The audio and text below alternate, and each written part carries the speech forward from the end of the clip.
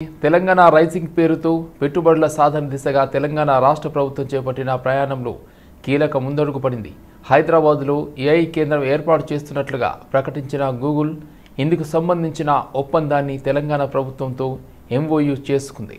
Tea హబ్లో CM Revanth Reddy, మంత్రి శ్రీధర్ బాబు సమక్షంలో Google సంస్థ ప్రతినిధులతో అవగాహన ఒప్పందం కుదుర్చుకున్నారు. కృత్రిమ మేధ, అంకుర పరిశ్రమలకు గూగుల్ తోడ్పాటును అందించనుంది. వ్యవసాయం, విద్య, రవాణా రంగం, ప్రభుత్వ డిజిటల్ కార్యకలాపాలకు గూగుల్ ఏఐ కేంద్రం సహకరిస్తుందని ఆ సంస్థ ప్రతినిధులు వెల్లడించారు. రాష్ట్రంలో పెట్టుబడులు పెట్టేందుకు ముందుకు వచ్చే పారిశ్రామికవేత్తలకు ప్రభుత్వం తరపున అన్ని రకాలుగా అండగా ఉంటామని రాష్ట్ర ఐటీ పరిశ్రమల శాఖ మంత్రి శ్రీధర్ బాబు హామీ ఇచ్చారు. హెచ్ఐసిసి నోవోటోల్లో నిర్వహించిన Hybiz TV business excellence award ప్రదానోత్సవానికి ఆయన ముఖ్య అతిథిగా హాజరయ్యారు. సీఎం రేవంత్ రెడ్డి నేతృత్వంలో పరిశ్రమల ఏర్పాటుకు అవసరమైన అనుకూల వాతావరణాన్ని రాష్ట్రంలో కల్పించినట్లు వివరించారు. రాష్ట్ర అభివృద్ధికి యువ నాయకత్వం చోదక శక్తిగా ఉందన్నారు. రాబోయే రోజుల్లో తెలంగాణ అన్ని రంగాల్లో దేశంలోనే అత్యున్నత స్థానంలో ఉంటుందన్నారు. $1 ట్రిలియన్ ఆర్థిక వ్యవస్థగా తెలంగాణను మార్చేందుకు ప్రభుత్వంతో కలిసి పనిచేయాలని పారిశ్రామికవేత్తలను కోరారు. కార్యక్రమంలో శేర్లింగంపల్లి ఎమ్మెల్యే అరికపూడి గాంధీ, టీజీఐఐసి ఎండి విష్ణువర్ధన్ రెడ్డి, హైబీస్ టీవీ మరియు తెలుగు నౌ ఎండి ఎం రాజ్ గోపాల్ తదితరులు పాల్గొన్నారు. This has not happened in a single day. This has not happened over the past 1 decade. This has happened over the past 3 decades. All these 3 decades, the climate over here, the environment over here, I mean to say political environment over here, ideologies keeping apart, we made this happen. This is the culture. This is the culture of our Telangana. Everybody knows that with 52 global renowned R&D institutions and 30 plus universities and 6 centers of excellence and a workforce of about 6 million, Hyderabad definitely is truly a global city. It is ranked number 1 in safety and quality of life. I would like to say Hyderabad is not just city of today. With our honorable chief ministers and our government vision, it will be the city for the future. It will be the city for driving investments. It will be a city for the innovation. And ultimately, it will be the city for the accelerated growth. And absolutely what I have mentioned, it's reflected in Microsoft journey in Hyderabad, which started a few decades back, and it has now grown into Microsoft's largest R&D center outside Redmond, US.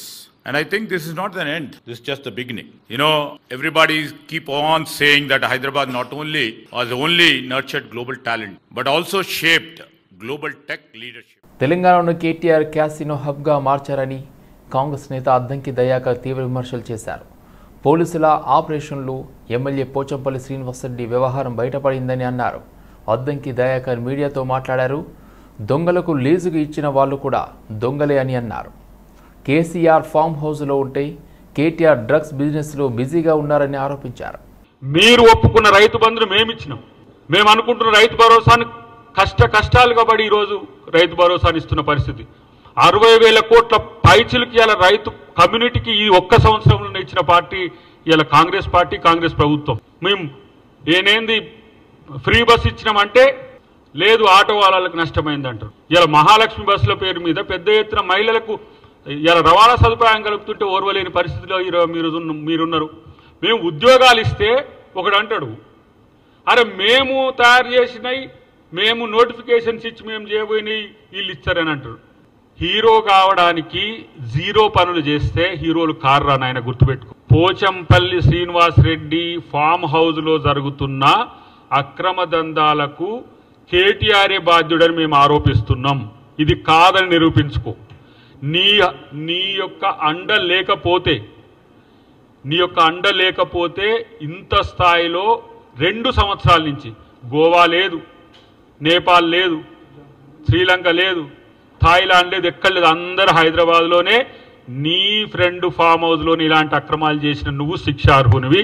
ప్రభుత్వం దీని మీద పూర్తి enquiry చేసి తగు చర్యలు తీసుకోవాల్సిందిగా మేము ప్రభుత్వానికి. బీఆర్ఎస్ తెలంగాణ జాగృతి సంస్థల ఉద్యమాలకు భయపడే కాంగ్రెస్ ప్రభుత్వం బీసీల బిల్లు తెస్తానని చెబుతుందని ఎమ్మెల్సీ కవిత అన్నారు. ఇది రాష్ట్రంలో బీసీల తొలి విజయమని పేర్కొన్నారు. జనగామ జిల్లా పర్యటనకు వచ్చిన కవిత ప్రపంచ ప్రసిద్ధిగాంచిన పెంబర్తి హస్తకళా కేంద్రాన్ని సందర్శించారు. ఈ సందర్భంగా ప్రభుత్వం అసెంబ్లీలో బీసీల కోసం 3 బిల్లులు తేవాలని కవిత డిమాండ్ చేశారు. ఒకే బిల్లులో అన్ని అంశాలు పెట్టి కేంద్రానికి ప్రతిపాదనలు పంపితే ఊరుకోమని హెచ్చరించారు. బీసీలందరికీ లబ్ధి చేకూరేలా 3 ప్రత్యేక బిల్లులు తీసుకువచ్చి ఎవరూ కోర్టులను ఆశ్రయించకుండా అవి సమగ్రంగా ఉండాలని ఆమె పేర్కొన్నారు. జాగృతి సంస్థ చేసినటువంటి ఉద్యమాలు, బలమైన ప్రతిపక్ష పార్టీగా బీఆర్ఎస్ పార్టీ గలమెత్తినటువంటి అంశాలు ఇవన్నీ చూసి భయపడి కాంగ్రెస్ పార్టీ బీసీలకు బిల్లు పెడతానని నిన్న చెప్పడం అన్నది మనందరికి కూడా గర్వకారణం. ఈ బీసీల బిల్లు అన్నటువంటిది తెలంగాణ బీసీ బిడ్డల విజయం అని చెప్పి నేను భావిస్తా ఉన్నాను. ఒకటే బిల్లు 42% పెట్టి దాన్ని కేంద్ర ప్రభుత్వానికి పంపించి చేతులు దులుపుకుంటామంటున్నారు. ఇవాళ మేము ప్రపోజ్ చేసేది తెలంగాణ జాగృతి నుండి ఏంటంటే మీరు 1 కాదు 3 బిల్లులు పెట్టాలి. విద్యలో 46% రిజర్వేషన్లతో ఒక బిల్లు పెట్టాలి. ఉద్యోగాలలో 46% రిజర్వేషన్తో ఇంకొక బిల్లు పెట్టాలి.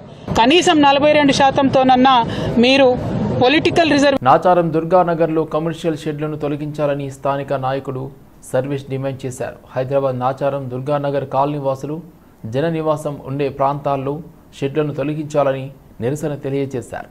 గత 30 సంవత్సరాల నుండి దుర్గానగర్లో నివసిస్తున్నాము. కాలనీలో పలు షెడ్లు నిర్మించి కెమికల్ మరియు ఆయిల్ వంటి వాటిని గోదాంలో ఉంచుతున్నారు. ఇలా ఉంచడం వల్ల స్థానికంగా ఉండే తాము అనారోగ్యానికి గురి అవుతున్నామని, వెంటనే ఇక్కడి నుంచి ఈ షెడ్లన్నీ తొలగించాలని కాప్రా జీహెచ్ఎంసీ అధికారులకు ఫిర్యాదు చేశామని సర్వీస్ తెలిపారు. కాలనీలో ఈ నిర్మాణాలను తొలగించాలని డిమాండ్ చేశారు.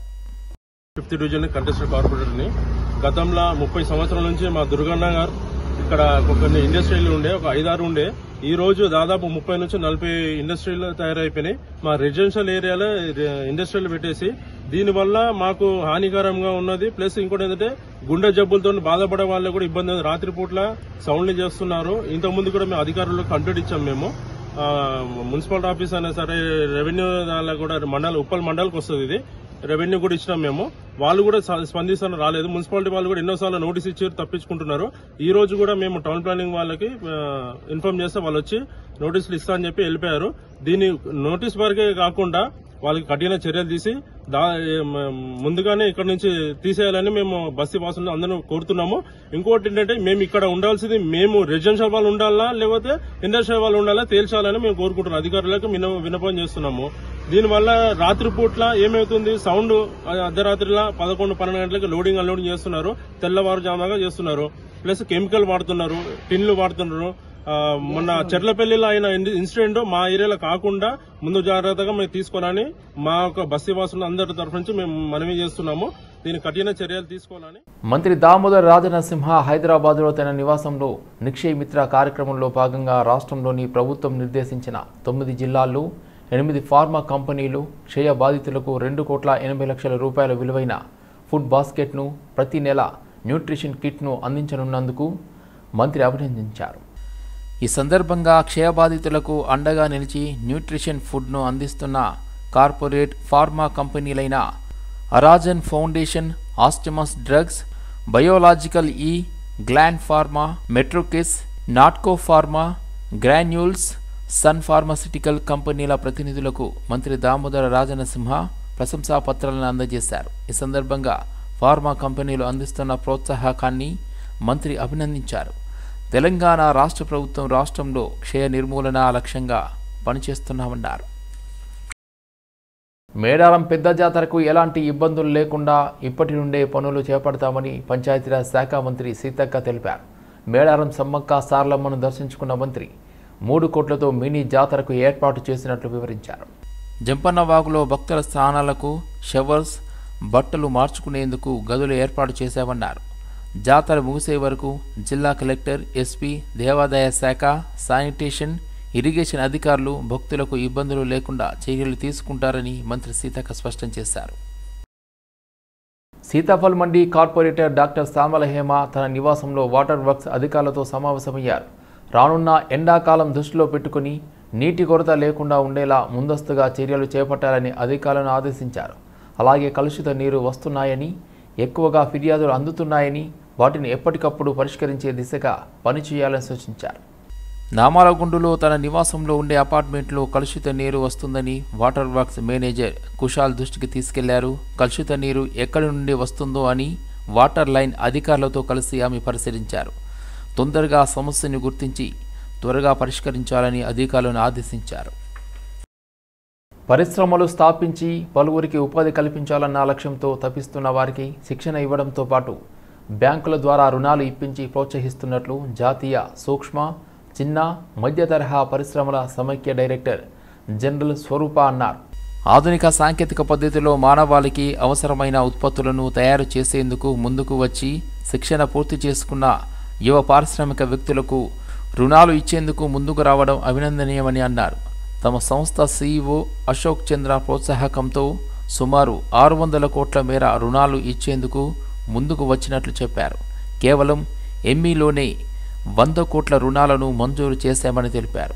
యువ పారిశ్రామికవేత్తలకు ఆర్థిక తోడ్పాటును అందించి వారి అభివృద్ధిలో భాగం కావాలన్నదే తమ బ్యాంకు లక్ష్యమని చెప్పారు. Sunil Kumar Goyal, Chief Manager, Punjab National Bank, coming from head office Delhi.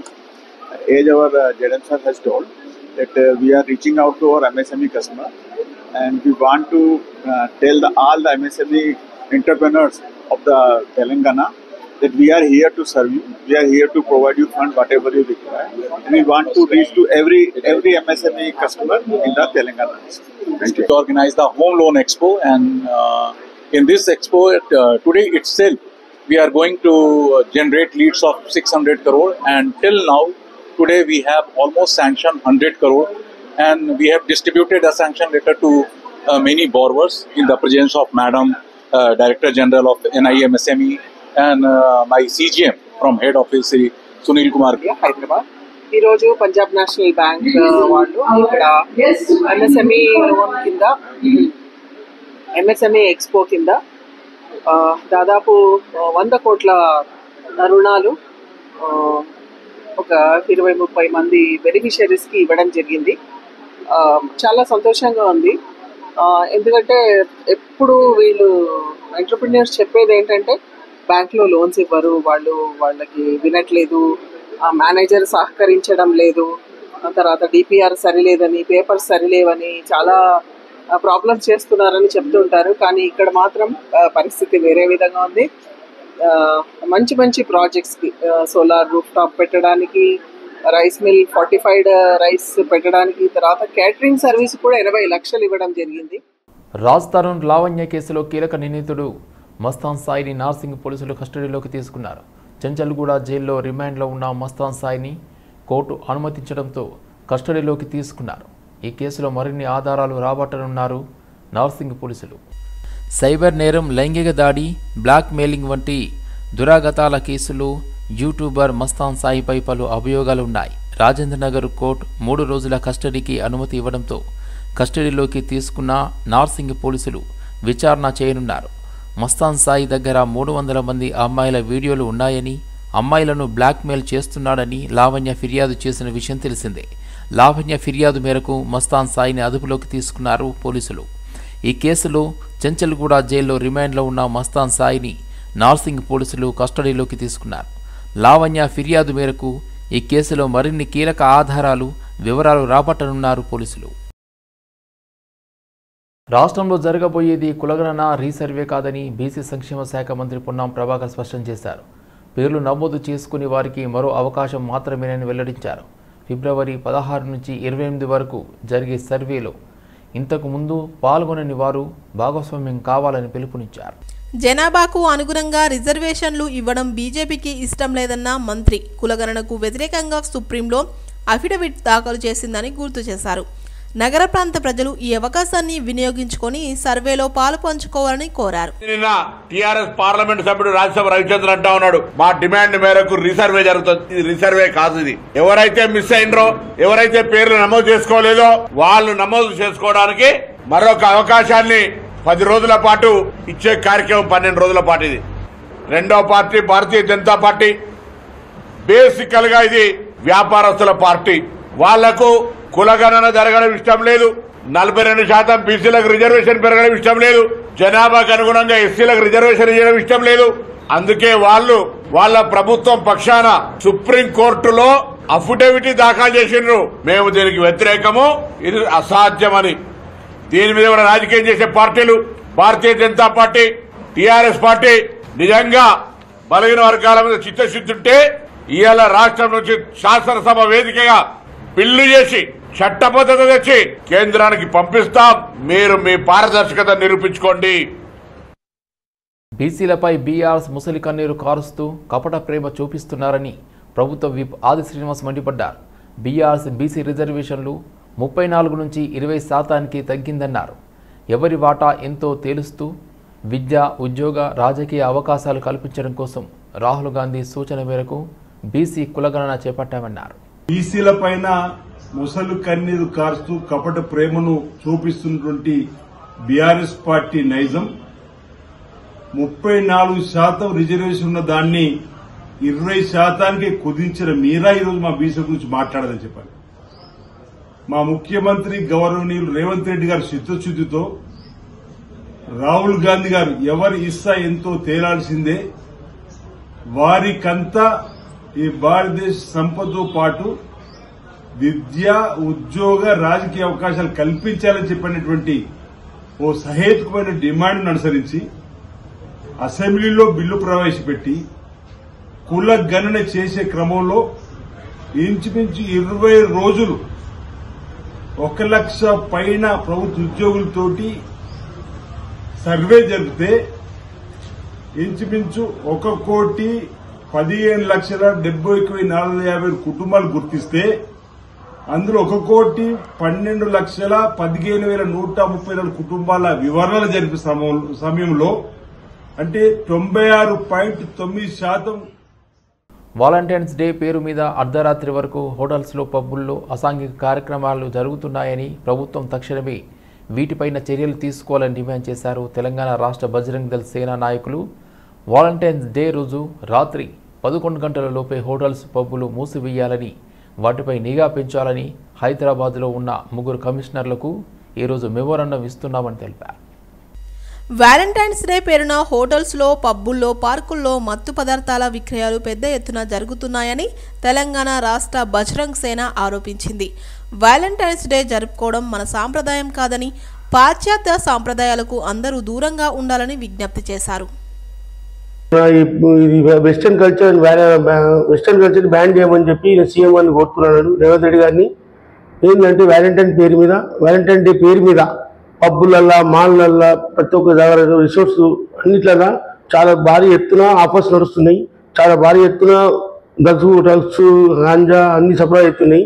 ఈసారి ఏంటంటే ఈసారైనా మీరు దీన్ని దయదలిచి మీరు ఈ వ్యాలంటైన్ గురించి బ్యాన్ చేయండి. వ్యాలంటైన్ అనేది వెస్టర్న్ కల్చర్, అది ఒక కిరాతకుడు, వాని పేరు మీద వ్యాలంటైన్ డే ఫారెన్లో చేసుకుంటారు కానీ మన దగ్గర చేయొద్దని చెప్పి మేము ఎన్నో రోజులు స్ట్రగల్ చేస్తున్నాం. అది ఇంత స్ట్రగల్ చేసినా కానీ ఏమవుతుంది? రేవంత్ రెడ్డి గారు మీరు ఏం చేయాలంటే ఈ పబ్బులల్లో ఆఫర్స్ నడుస్తున్నాయి, రాత్రి లేట్ అవర్స్ నడుస్తాయి, ఇవన్నీ బంద్ చేయండి మేడం సార్. ఏంటంటే ప్రతి ఒక్క పబ్బుల బంజారాజ్, గచ్చిబౌలి, కుకుడుపల్లి, దిల్షుక్ నగర్ ఇవన్నీ పబ్బులల్లో ఆఫర్స్ నడుస్తున్నాయి. రాత్రి పూట ఎల్బీ నగర్ ఇవన్నీ చూడండి సార్. ఆల్రెడీ మీకు ఏం చెప్తున్నాం అంటే మేము మీకు వచ్చి మీకు లెటర్ ఇస్తాం. రేపు వచ్చి ఇవాళ వచ్చి 3:30కి మేము వచ్చి మీకు పర్సనల్ లెటర్ వెళ్ళి చూస్తాం. కమిషనర్, అందరు కమిషనర్, రాచకొండ గారికి వెళ్ళి 3 కమిషనర్కు మేము లెటర్ ఇవ్వబోతున్నాము.